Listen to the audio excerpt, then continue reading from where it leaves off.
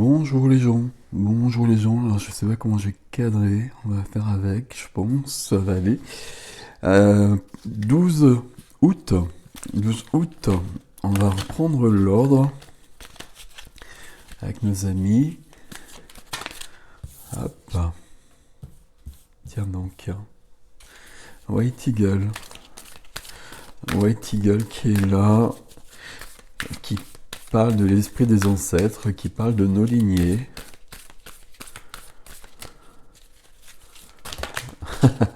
Alors là, ça fait un peu trop. Attention, bruit. Hop. On va les prendre comme ça. Très bien. Et Sandalphon, qui était là hier, il me semble. Sandalphon, zoom. Sandalphon, c'est pour les musiciens quand même. Je persiste et je signe le frère jumeau de Métatron, qui accompagne nos prières au ciel, si je puis dire. White Eagle, l'esprit des ancêtres. Donc ça, de toute façon, je pense que vous connaissez toutes les cartes maintenant, de toute façon. Et Hilarion, donc la flamme émeraude, la guérison. Le Shohan de la flamme émeraude. La guérison, la vérité aussi. Le vrai. Je sais pas si le téléphone m'a pas l'air droit, mais on va faire avec. Vous êtes habitués. Je vais regarder après. Plutôt que de vous perturber, j'espère que vous allez tous bien. Voilà.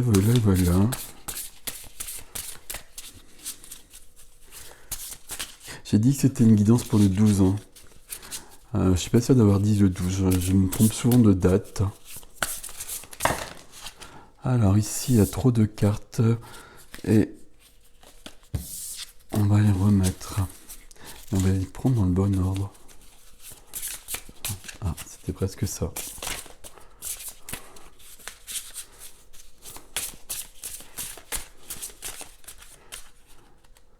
Oui, toi tu peux venir si tu veux. Ou pas. Comme tu veux. Pas les deux.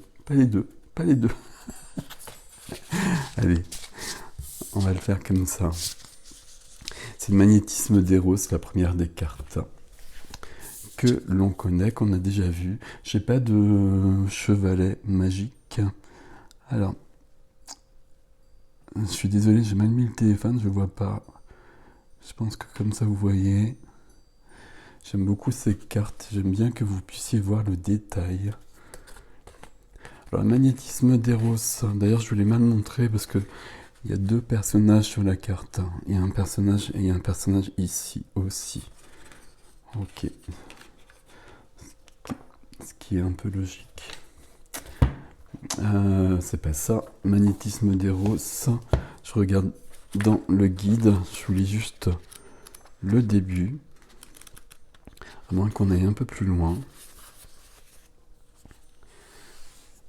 Donc fiez-vous à votre cœur et à ses désirs, sans redouter la façon dont ils se manifesteront. Avancez vers ce qui touche votre cœur, tendez la main aux désirs et aux besoins de votre âme. Ne craignez pas d'être vulnérable. Vous recevrez ainsi le soutien dont vous avez besoin. Ce qui vous paraît hors de votre portée, inatteignable, est plus près que vous ne le croyez. C'est important d'être vulnérable. C'est pas important d'être vulnérable, c'est mal dit. Mais c'est important de laisser les portes ouvertes. C'est important de ne pas se protéger de trop. Parce que si on se protège de trop, on se coupe de soi-même aussi. Donc là, on nous parle d'Eros et de Thanatos. Cette carte vous indique que la vie souhaite vous offrir certains cadeaux. Donc ça, je vous le lis. Et donc, elle vous promet une connexion sentimentale profonde à votre véritable vous et aux autres. Mais aussi que vous guérirez en prenant conscience que vous êtes vraiment désiré et aimé. Ok. Je vous lis l'exercice de guérison. Donc prenez un moment pour vous connecter consciemment à votre respiration et ancrer votre conscience dans le moment présent. Placez les mains sur le cœur. Pouvez-vous vous connecter avec la Pouvez-vous vous connecter avec la sensation d'être vulnérable, d'avoir des besoins? Cela pourrait vous être facile ou difficile. Se sentir vulnérable, avoir besoin d'être aimé, entendu et vu sont des sensations parfaitement normales et font partie intégrante de votre voyage d'être humain. Tout en vous connectant à votre cœur, imaginez, sentez ou projetez qu'une magnifique lumière blanche brille dans le lointain. Elle vous aime et se glisse jusqu'à vous pour vous rassurer, vous réconforter et vous protéger. Peut-être sentez-vous que votre cœur et votre esprit relâchent une tension dont vous n'aviez même pas conscience. Peut-être sentez-vous que cette lumière blanche réside en fait dans les profondeurs de votre cœur et qu'elle est toujours présente pour vous. Reposez-vous dans cet état de conscience aussi longtemps que vous en ressentez le besoin. Votre exercice de guérison est terminé. Moi, je vous le livre comme ça, évidemment, il faut mieux le faire à un moment où vous êtes plus calme. Je vous l'avais déjà lu, hein. Je n'ai pas lu beaucoup d'exercices de guérison, c'est toujours les mêmes que je lis. Voilà, il n'y a pas de hasard.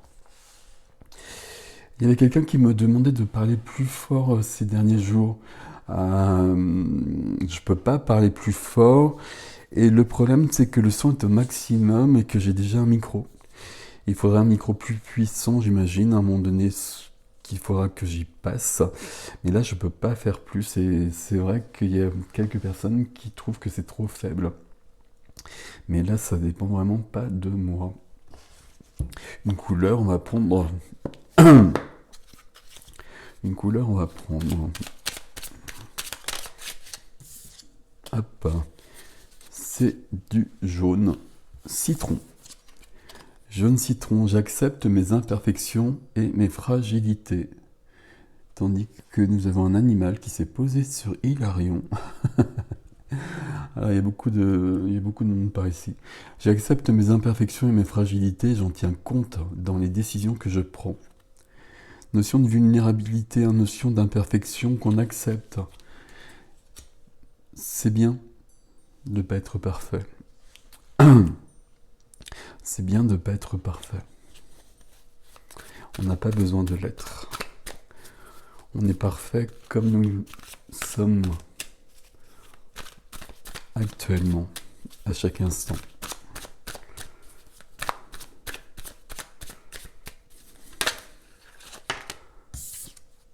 La reine de denier, on prend soin de soi. On prend soin de soi, on prend soin de la matière. Et de la matière que nous sommes nous-mêmes déjà, premièrement. Hop. Ouais. Et... voilà, ok. Là, il y a un temps de repos. Il y a un temps de repos, il y a un temps d'acceptation. Il y a un temps où on prend soin de soi. Mais on accepte de se mettre en pause. De se mettre en pause, de se reposer.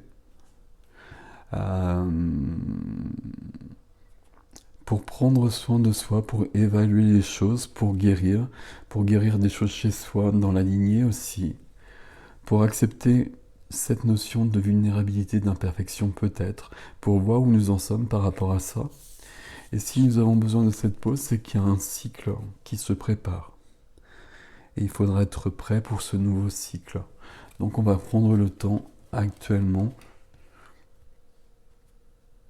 Alors j'allais dire, puisque les énergies semblent se poser, évidemment ça dépend comment on les perçoit. Ça dépend comment on les perçoit. Pour moi, elles sont plus fluides qu'elles ne l'étaient jusqu'au portail. Mais elles vont vite se redresser, j'allais dire. C'est pas juste...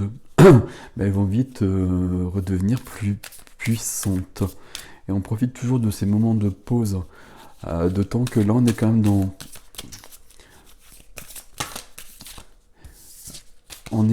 Alors j'allais dire, on est dans une dernière ligne droite. Alors c'est pas du tout juste.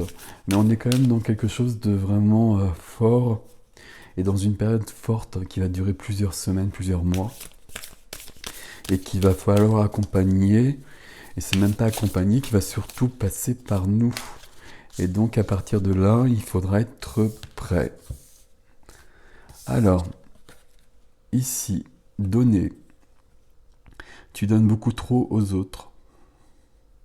Aujourd'hui, la priorité, c'est toi, tes besoins, tes envies. Donne-toi tout ce que tu attends de l'autre. Tu es seul maître de ton bonheur. Je donne le texte comme d'habitude. Bon, le téléphone n'est pas droit, je suis désolé. Voilà la carte. J'aime pas trop la première phrase, tu donnes beaucoup trop aux autres.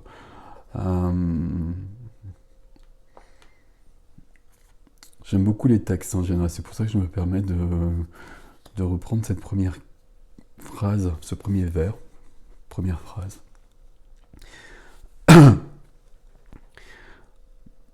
Si on donne, c'est jamais trop. Si on donne, c'est toujours juste. Si on donne trop, c'est quelque chose qui n'est pas aligné, quelque chose qui n'est pas juste.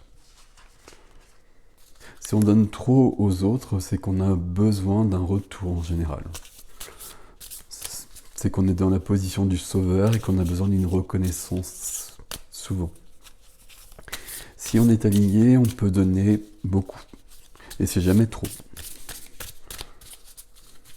Mais justement, il y a peut-être besoin de réfléchir à cela. Et aussi cette... Alors il y en a deux, j'en veux qu'une, s'il vous plaît.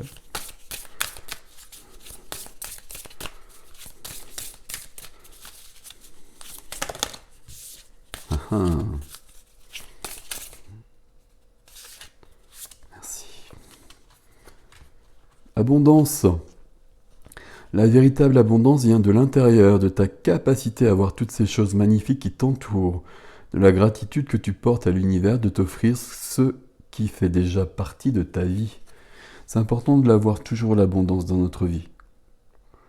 C'est important de l'avoir notamment quand on peut ressentir le manque et quand on peut avoir l'impression de ne pas être dans l'abondance ou quand on ne l'est pas, parce que justement on est vraiment dans le manque. Pourtant, même dans ce manque, il y a de l'abondance. Et si on s'évertue à avoir l'abondance dans ces périodes-là, on va forcément recréer une abondance plus grande. Par la loi de l'attraction, par la loi de l'abondance, fatalement. C'est important de le voir aussi, ça. Abondance et gratitude. Ok. C'est une journée d'intériorité ici. Une journée d'intériorité, une journée de pause. Une journée pour faire le point peut-être. Et pour voir tout ce qui est. Alors, la petite voix, je bois d'abord du café. Et je suis au 18 juillet. Tu dois apprendre à te tenir sur tes propres jambes et à trouver ton propre chemin individuel pour fonctionner dans le plan global. Puise seulement en moi la source de toute vie et de toute création. Alors tu ne peux pas te tromper. Ne vacille jamais quand la route devient difficile, mais simplement avance avec fermeté, sachant que c'est seulement un passage difficile que tu es en train de traverser. Plus vite tu le traverses, mieux c'est. C'est aussi... Plus vite tu le traverses, mieux c'est, avec aussi peu de résistance et de ressentiment que possible, apprenant des leçons importantes et nécessaires à chaque pas du chemin.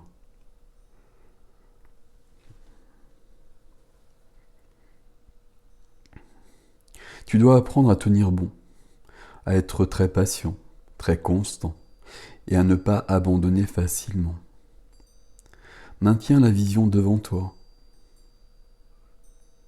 Sache où tu vas et ce qui doit être accompli. Et puis ne le lâche jamais jusqu'à ce que tu l'aies vu dans les faits. Tu ne peux pas avoir un cœur faible dans cette vie. Elle demande cette force et cette connaissance intérieure que rien ne peut ébranler ou déséquilibrer. Que ta force et ta sécurité reposent en moi. Voilà. C'est intéressant cette fin qui parle de force, alors qu'on parlait de vulnérabilité. Et les deux sont liés, mais les deux ne sont pas opposés. La force repose aussi dans la vulnérabilité, dans l'acceptation et dans la reconnaissance de la vulnérabilité, mais pas que, c'est une ouverture aussi, une ouverture qui est possible et qu'on accepte. Et puis ici, il y a vraiment cette notion où on peut traverser des phases difficiles, comme il est dit, des passages difficiles, mais qu'on n'y oppose pas de résistance. C'est un peu comme avec l'abondance. Ici, si on n'est plus dans l'abondance, déjà il y a quelque chose qui ne va pas, donc il va falloir le rectifier. Mais si on n'est plus dans l'abondance, on va quand même la voir partout pour la recréer. Et puis on va rectifier les choses au fur et à mesure. Mais on va pas mettre de résistance sur les choses. On va pas mettre de force sur le manque. Si on est dans le manque, on va mettre de la force sur l'abondance, mais pas sur le manque. Sinon on va rester dans le manque et il va s'aggraver en quelque sorte. Voilà les gens. Je vous souhaite une belle journée. À bientôt. Salut.